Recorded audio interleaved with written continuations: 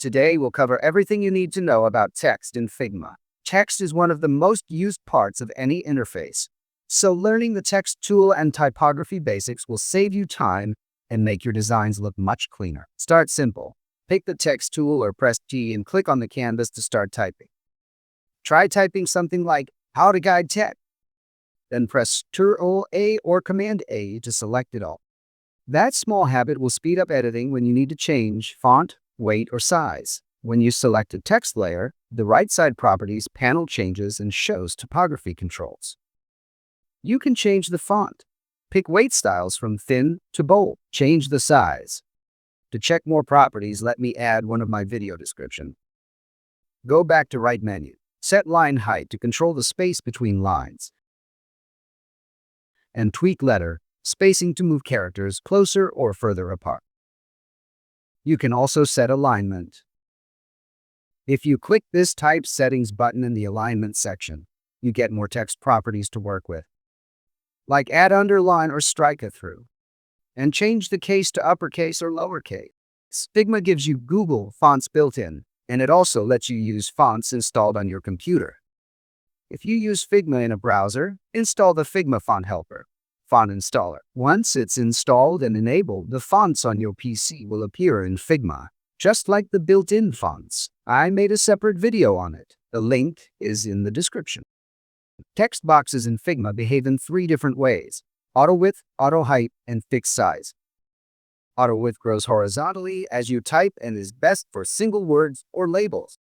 Auto height keeps the width fixed and grows vertically when text wraps, which is ideal for paragraphs. Fixed size locks both width and height, so extra text can overflow or get hidden. For most e-work, you'll use auto width for labels and auto height for body text. If you need a paragraph area, don't click once. Click and drag to draw a text frame, then paste or type inside it. You can style text with fills, strokes, and effects, just like shapes. Fill can be a solid color, a gradient, or even an image. Stroke adds an outline you can control. Effects like shadows or blurs work the same way they do on shapes, so you can reuse those techniques on headings or hero text. Find and replace is a huge time saver for big files. Press Ctrl-F. To open search, type the word you need, and Figma highlights matches across pages. Use Replace or Replace All to update text across the whole project. You can filter the search to just text, frames, or components, which prevents accidental replacements. I forget to mention, but typography settings include more than just size and weight. You can control paragraph spacing so that separate paragraphs get consistent gaps. Choose list styles for bullets or numbered lists, and set truncation if a text block must show an ellipsis when the content is too long.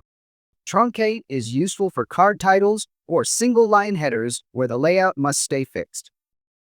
A few practical rules to remember: use auto width for short labels, auto height for paragraphs, keep letter spacing near default for body text, and only adjust line height to improve legibility. That's the text tool and typography basics in Figma, explained in a way you can apply right away. If you find this video helpful, please like it and subscribe to my channel. Also, comment, what problem do you want me to solve in the next video? Take care and bye.